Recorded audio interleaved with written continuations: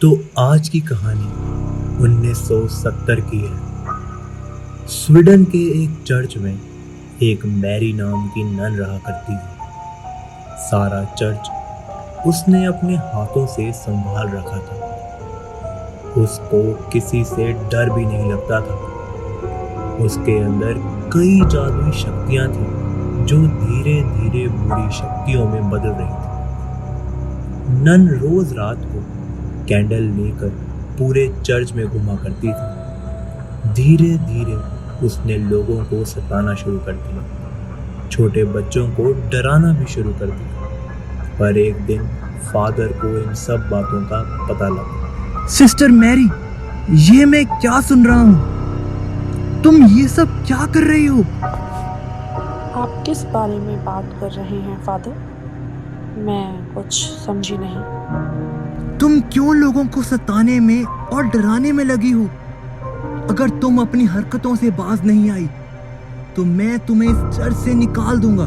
Father से गुस्सा होकर मैरी वहां से चली गई, लेकिन फादर की बातें उसे चुभने लगी थी। वो रूम में जाकर जोर जोर से चिल्लाने लगी। नहीं छोड़ूंगी मैं तुझे फादर, नहीं छोड़ूंगी। मैरी का गुस्सा उसके हाथों से निकल रहा था। गुस्से में आकर उसने फादर को मारने का फैसला कर लिया और एक रात मैरी फिर अपनी कैंडल और एक हाथ में चाकू लेकर निकल गई। फादर के रूम में जाकर खड़ी हो गई। क्या हुआ मैरी? तुम इस टाइम यहाँ क्यों आई हो? मुझे डर लग रहा है फादर, इसलिए मैं यहाँ आ गई। किस बात का डर?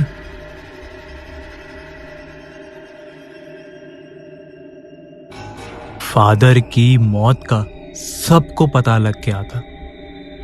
फादर की पोस्टमार्टम रिपोर्ट भी आ गई थी और ये साबित हो गया था कि उनका मर्डर हुआ है।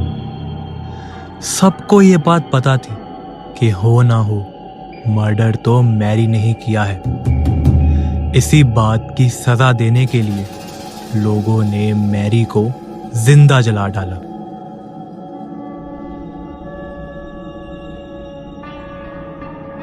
मैरी का शरीर तो जल गया था, लेकिन उसकी बुरी आत्मा ईश्वर के घर तक जाने में असफल रही। उसकी बजाय वो वहीं भटकने लगी और पहले से भी और ज्यादा खतरनाक बन गई। अब उसकी आत्मा को खून चाहिए था और चर्च की सारी जिम्मेदारी भी सिस्टर मोना के ऊपर आ गई थी। अब चर्च में जब भी शाम के टाइम कोई रहता था तो उसे मैरी अपनी तरफ खींच लेती थी और उसका उसी समय खून कर देती थी। इसी तरह मैरी ने बहुत से खून कर दिए, पर अब उस चर्च में लोगों ने आना ही बंद कर दिया था।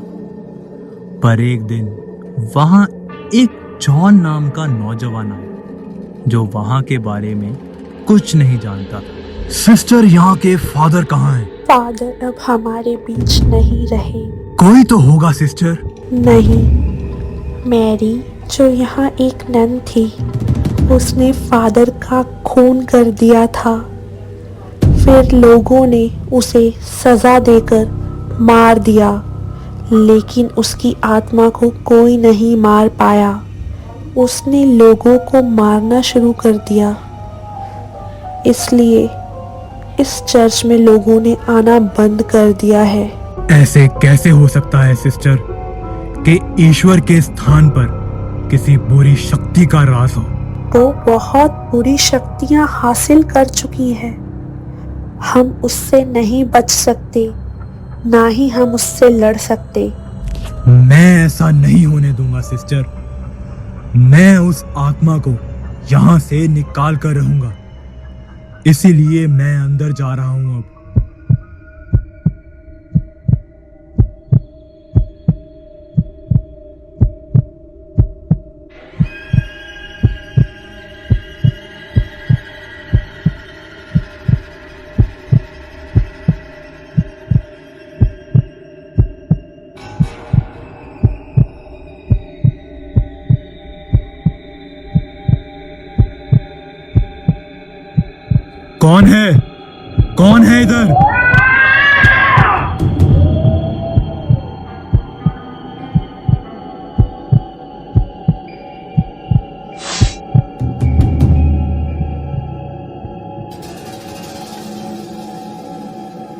हे जीसस, प्लीज हेल्प अस। ऐसी शक्तियों को आपको ही खत्म करना होगा, वरना आपके घर में, इस चर्च में कौन आएगा अगर वो इसी तरह लोगों को मारती रहेगी।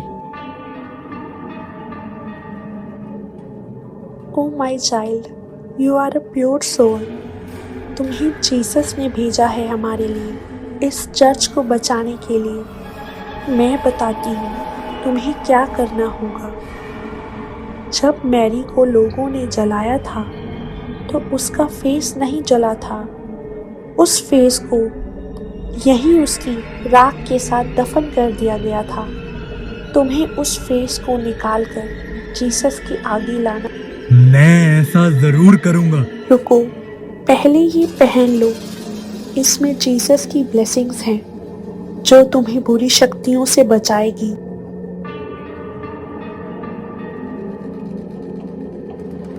जॉन भागता हुआ चर्च के बाहर आ गया और उस जगह को तेजी से खोदने लगा। इतने में ही बहुत तेज हवा चलने लगी और आंधी आने लगी। जॉन ने मैरी के ऊपरी हिस्से को निकाला और उसको अंदर ले गया।